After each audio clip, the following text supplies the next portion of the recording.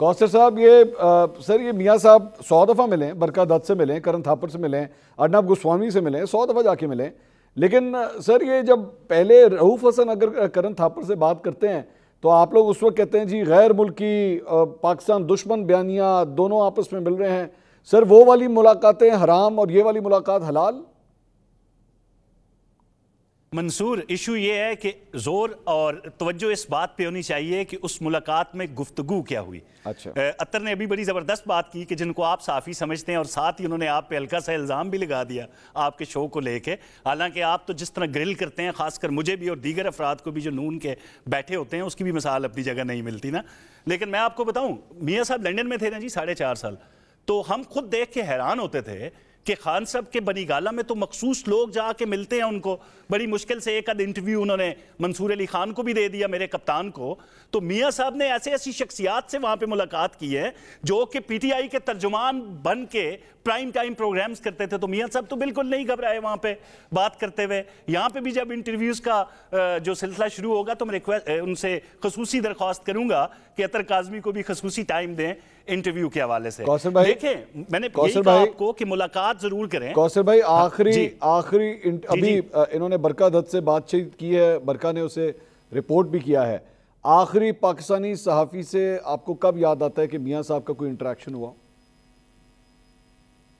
دیکھیں، گائے بگائے ملاقات ہوتی بھی رہی ہے اور صحافی باہر آ کے رپورٹ بھی کرتے رہے ہیں منصور، کہ ہماری 2.5 گھنٹے کی طویل ملاقات ہوئی میاں نواز شریف سے. آپ یاد کریں پاکستان آمد میمورائز کریں، میموری کو تھوڑا جاگ ڈاؤن کریں، یاد کریں آخری دفعہ کب ہوا تھا. کاظمی بھائی ہم انٹرویو کی بات کر رہے ہیں، پاکستان کب دیا آخری انٹرویو؟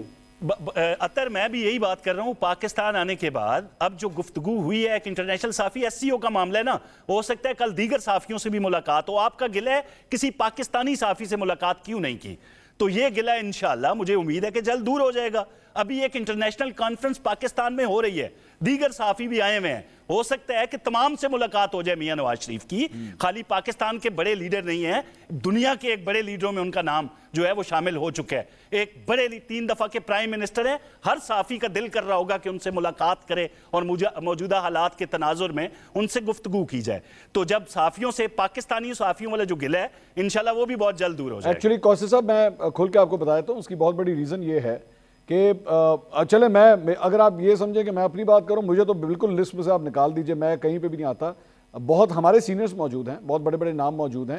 ہم چاہیں گے کہ میاں صاحب ان کو انٹرویوز دیں، لوگوں کے ذہن میں جو سوال ہیں وہ صحافی جائیں ان سے ان کا انٹرویو کریں اور تاکہ وہ لوگوں کے سوالوں کے جواب دے سکیں. ہمیں اچھا نہیں لگا، میں فرینکلی سپیکنگ میں یہ کہنا چاہوں گا کہ اچھا نہیں لگا کہ آپ ایک بھارتی صحافی جو دوسرے ملک سے آ رہی ہے اس سے آپ جا کے مل لیتے ہیں، وہ اس کا ایکسس آپ تک ہے، لیکن پاکستان کے میرے خیال میں ٹاپ 10-15 جرنلسٹ کے ساتھ میاں صاحب کا کوئی ایکسس نہیں ہے. میاں صاحب نہ اپنے NA-130 کا الیکشن جیتنے کا جواب دے سکے کہ کیا وہ کتنا کنٹروورشل ہے، نہ وہ یہ جواب دے سکے کہ جناب آٹے کے تھیلوں پہ آپ کی تصویر کیوں آ رہی ہے، نہ وہ یہ جواب دے سکے کہ مریم نواز کی تصویریں ہر بل بورڈ کے اوپر پنجاب کے اندر کیوں لگ رہی ہیں، نہ وہ یہ جواب دے سکے کہ جناب جس چیز کو آپ لوگ ہائبرڈ نظام کہتے تھے آج اس کو ہائبرڈ پلس نظام کہا جا رہا ہے، نہ وہ یہ جواب دے سکے کہ جناب ووٹ کو عزت دو کی آپ بات کرتے تھے، کہاں ہے ووٹ کو عزت. تو بہت سے سوالات ہیں جس کے میاں صاحب کو جواب دینے چاہیے، but he is nowhere to be seen. اور پھر برا لگتا ہے، افسوس ہوتا ہے کہ ایک انڈین جرنلسٹ سے جا کے آپ مل لیتے ہیں. اور پلیز میں دوبارہ ڈسکلیمر یہاں دینا چاہوں گا،